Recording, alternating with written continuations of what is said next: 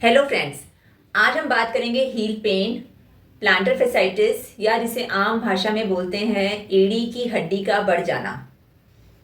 तो जानेंगे कि प्लांटर फेसाइटिस क्या होता है, उसके रीजंस क्या हैं, कॉजेस क्या हैं, सिम्टम्स क्या हैं, डायग्नोज कैसे किया जा सकता है और अवेलेबल ट्रीटमेंट ऑप्शंस क्या हैं। तो सबसे पहले जानते हैं प्लांटर फेसाइटिस किसे बोलते हैं। उससे पहले प्लांटर फेशिया क्या होता है। हमारे फुट में एक थिक बैंड होता है टिश्यूज का जो कि हील को टोज से कनेक्ट करता है। इस थिक बैंड को ही प्लांटर फेशिया कहते हैं और इस प्लांटर फेशिया में जब स्वेलिंग या इन्फ्लेमेशन हो जाता है तो उसे प्लांटर फेसाइटिस कहा जाता है। और इस प्लांटर फेसाइटिस के जो कॉजेज होते हैं उसमें सबसे बड़ा कॉज है हमारे हील पे एक फैट का पैड होता है जो कि थिन होने लगता है एज के साथ। तो प्लांटर फेशिया के ऊपर स्ट्रेसेस या प्रेशर बढ़ जाता है जिसकी वजह से प्लांटर फेशिया बहुत जल्दी उसमें सूजन आती है और उसमें इन्फ्लेमेशन हो जाता है। तो कॉजेज में एक हो गया थिनिंग ऑफ फैट पैड या जिसको हम बोलते हैं फैट पैड एट्रोफी। दूसरा प्रोलॉन्ग स्टैंडिंग से भी प्लांटर फेशिया में इन्फ्लेमेशन हो सकता है। तीसरा, अगर आपका वर्क प्रोफाइल ऐसा है जब आपको बहुत देर देर तक खड़े होके काम करना पड़ता है तो भी प्लांटर फेशिया पे प्रेशर पड़ता है। या आप बहुत समय से कोई पुराना वेयर ऑफ शूज़ पहन रहे हैं जिसका सोल बहुत हार्ड हो चुका है या ख़राब हो चुका है तो भी प्लांटर फेशिया पे चोट लग सकती है या उसमें सूजन आ सकती है।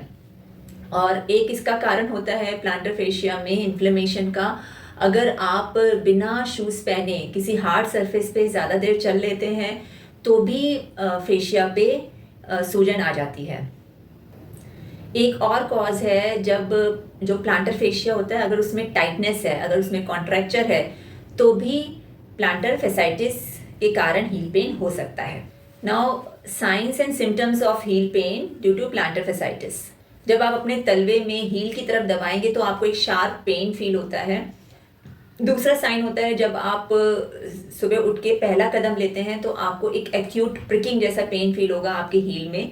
और ये डिस्कम्फर्ट, ये पेन एक या दो स्टेप्स में होता है और जैसे ही आप वॉक करते रहेंगे कुछ स्टेप्स के बाद ये पेन धीरे धीरे कम होता जाएगा।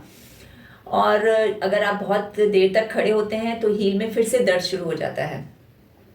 ये कुछ ऐसे लक्षण हैं, कुछ ऐसे साइंस हैं जिससे आप पहचान सकते हैं कि आपका हील पेन प्लांटर फेसाइटिस की वजह से है।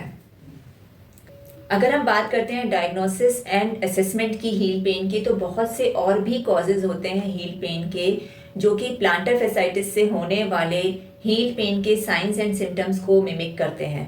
तो असेसमेंट बहुत ज़रूरी है। असेसमेंट हम पेशेंट की हिस्ट्री, साइट ऑफ पेन और मैकेनिज्म ऑफ इंजरी, ट्रॉमा है या नॉन ट्रोमेटिक है, उससे हम पता कर सकते हैं कि जो हील पेन है वह प्लांटर फेशिया के इन्फ्लेमेशन की वजह से है या किसी और कारण से है। एक्सरे भी करवा सकते हैं। एक्सरे में एक कैल्किनल स्पर अगर दिखाई देता है तो वह एक सिम्टम है प्लांटर फेसाइटिस के कारण होने वाले हील पेन का। अगर हम ट्रीटमेंट की बात करते हैं प्लांटर फेसाइटिस की तो सबसे पहले आप कुछ होम रेमेडीज ट्राई कर सकते हैं। पहले तो आप अगर बहुत पुराना शूज़ बहुत समय तक पहन रहे हैं तो आप अपने शूज़ चेंज कीजिए। प्रॉपर फिटिंग के सॉफ्ट सोल के शूज़ पहनिए। आप शू इंसर्ट्स यूज़ कर सकते हैं। Silicone based heel pads available हैं, आप वो यूज़ कर सकते हैं।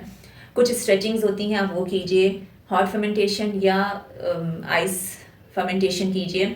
अगर ये सब करने के बाद भी 7 to 8 डेज़ में आपको आराम नहीं मिलता हील पेन में तो आप फिजियोथेरेपिस्ट को ज़रूर कंसल्ट कीजिए।